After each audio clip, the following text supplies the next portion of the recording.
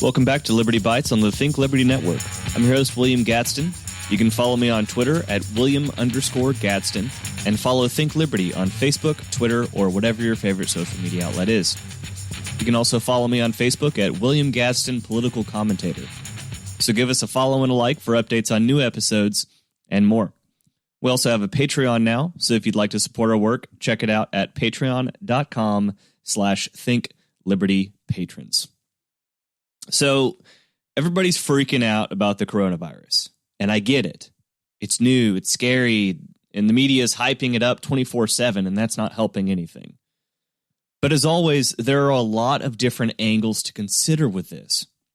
So for this episode, I'm basically going to brain dump my thoughts on this thing. So bear with me because I'm essentially just riffing it.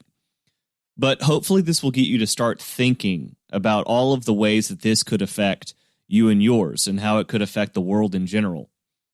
So first of all, yes, it is hurting the economy. But the main cause of the current economic crisis is the oil war that's going on between Russia and Saudi Arabia, not the coronavirus. So I don't know. The economy did take a hit initially from the coronavirus, but it was a very small hit. And then maybe Russia and Saudi Arabia saw an opportunity. I don't know. But they both started a major price war with one another. So as of today, oil prices are averaging around $21 a barrel. Normally, the average oil price per barrel is anywhere between $75 and $50. $21 a barrel. That's insane. So consider the ripple effect that price war alone has on the economy. Think about all of the different ways that oil is involved in the economy. So obviously you've got oil wells, you've got oil refineries that are going to break the crude oil into things like gasoline, kerosene, plastics. You've got distributors, you've got gas stations. Think about all of the ways that plastics involve literally everything. Everything from, containers that hold, let's say, your household products. You've got your 409 in a plastic bottle. Everything from that to that damned shell packaging, on your toys and stuff that are just a huge pain to take apart. Plastic is in everything. And then, of course, that leads into manufacturing. You need gas for shipping. You need gas for airlines, et cetera, et cetera, et cetera. The world runs on oil. So that is the main cause of this economic downturn, not coronavirus. That is not what we should be focusing on as far as the current economic crisis. Now, that being said, the government's response to coronavirus is only making this economic downturn far worse with shutting down businesses and all of this sort of thing, which is a good segue into my next point. And that is that if you're out of a job, do not depend on the government to take care of you. Walmart, Target, Kroger, all of these major nationwide companies are hiring tens of thousands of temporary workers just in the U.S. alone. One of my friends that works for Walmart in a managerial position is saying that they are literally looking at a one-day turnaround for new hires. So that means you put in an application for a temp job, then they're looking to have the entire hiring process done within a day. They need people, and you need a job. If you're not comfortable working in retail for whatever reason, you've got Grubhub, Uber Eats, DoorDash. They're hiring in droves. You used to be a server at a restaurant. You have a car. Boom. Nailed it. You don't want to do that. Fine. Maybe you don't have a car. Maybe you're not comfortable, coming into contact with that many people throughout the day, whatever the case may be. Check out the Steady app. So the Steady app is a temp job aggregation app. Basically, you create a login, you get on there, and you can filter all of these temp jobs across the country. So do you want to, for example, the Grubhub, Uber Eats, DoorDash, etc., all of those are on there. If you want to work from home specifically, you can filter all the jobs where you can work from home. You got a computer, you got internet access, you got a webcam, great. You can teach English to Chinese kids, and a lot of them are shut in. So, hey, that pays pretty well, too. You can set your own schedule. You can be a stenographer. There are all kinds of jobs out there that are based online that you can use with your smartphone or your laptop or whatever. You can still make money. And for most of these jobs, the pay is actually pretty decent, or it's at least enough to buy more ramen and toilet paper. So, you're good. And this leads me into my next point, and that is that the market is adapting far faster than the government is. And this is ultimately because humans are remarkably adaptable. We're remarkably malleable. And so is the free market, because ultimately it is made up of what? Human beings. So we see examples of this with distilleries that are switching to making hand sanitizer instead of booze.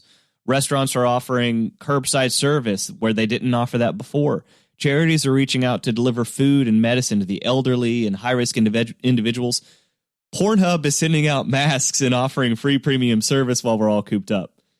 Because ultimately, there is incentive for these businesses to adapt, and they are absolutely doing so.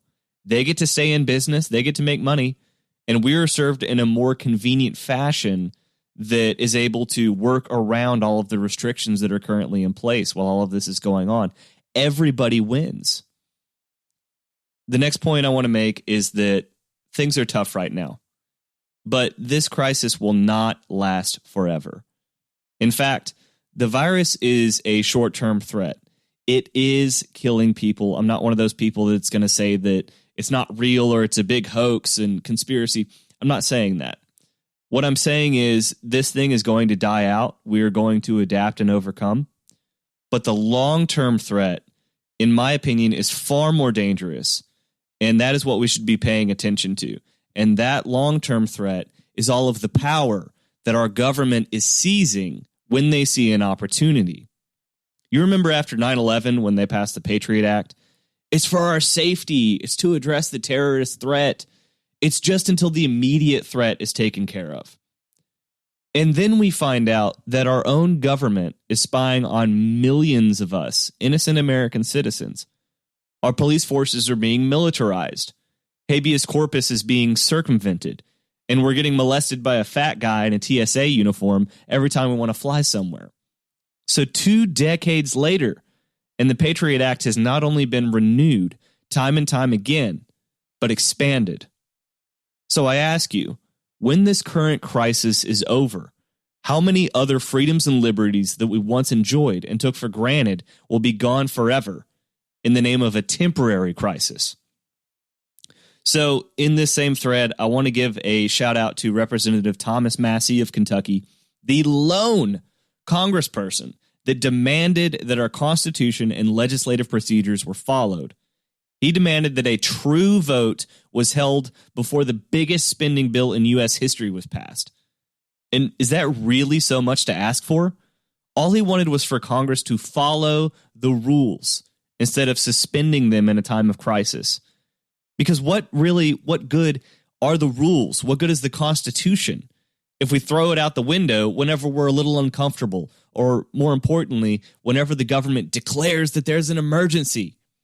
He stood firm, and he got shat on for it across the board. We need to be standing up for him and encouraging that kind of behavior. We as Americans need to ultimately stand vigilant against the overreach of our own government.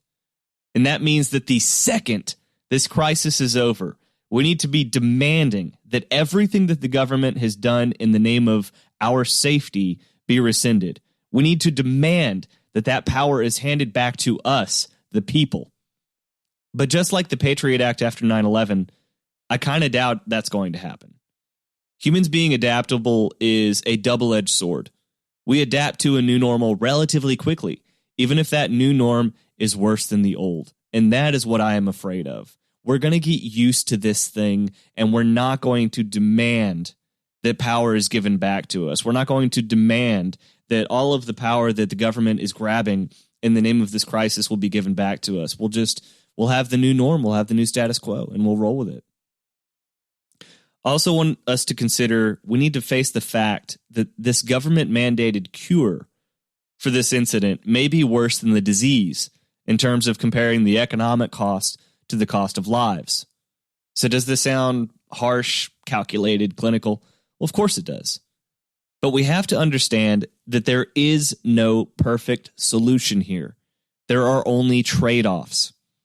We can probably come out the other side of this with minimum loss of life to the virus.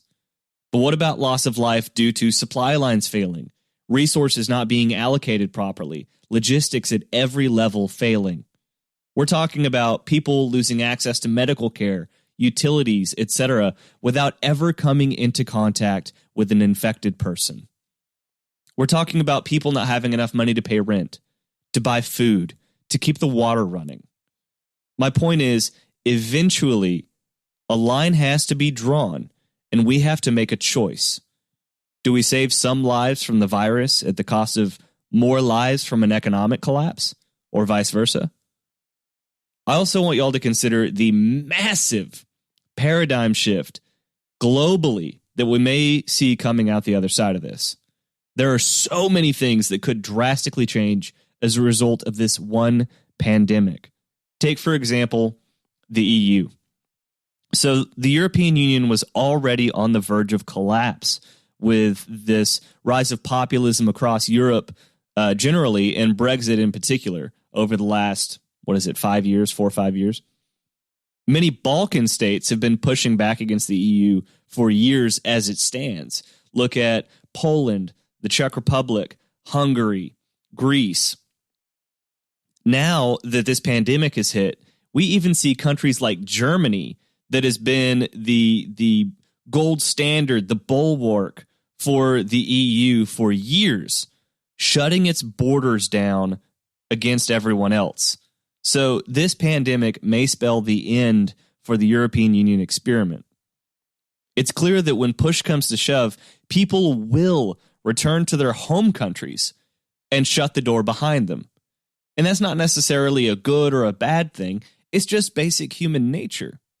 So if the EU can't stand up to something like this, then what kind of future does it really have? We also need to consider that China may cease to become the manufacturing center of the world after this thing.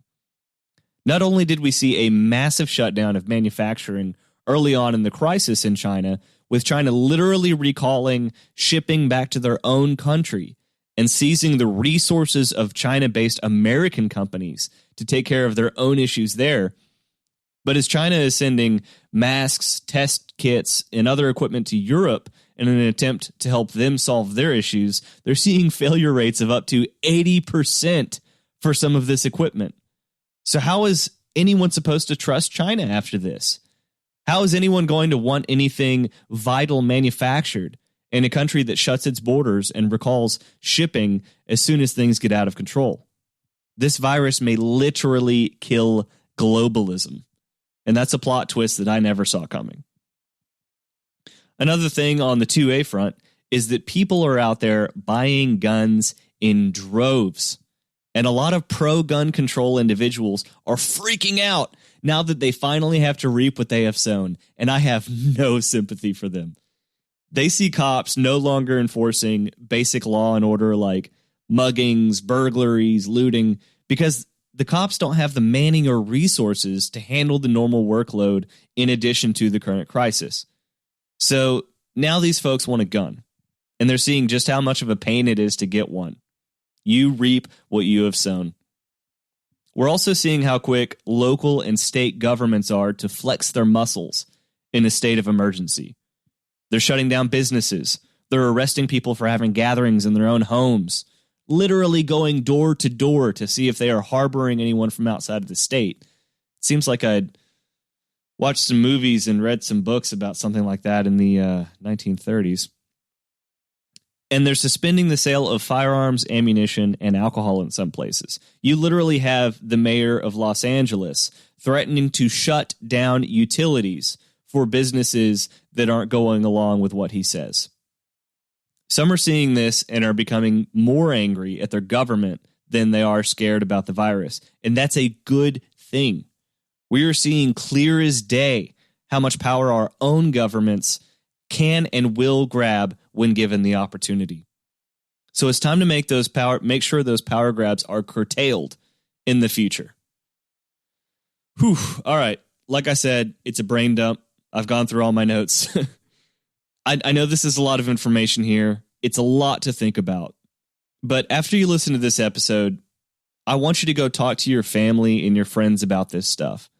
Get a conversation going. What are your concerns? What parts of what I talked about really spoke to you? Or what parts do you think are total BS? The most important thing to remember in this trying time is that we are not alone.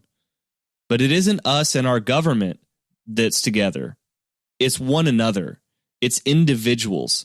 So when you reach out to your friends and family to discuss these issues, ask if they need help. Ask if there's anything that you can do. Ask how they're doing mentally, physically, spiritually. Because ultimately, our government will hand out poisoned fruit that we involuntarily paid for, no less. They can't be trusted to help us out of the goodness of their hearts. That's just a Faustian bargain waiting to happen. But we can trust in one another. Look out for each other, band together, organize, and we will get through this thing. I'm William Gaston with Think Liberty.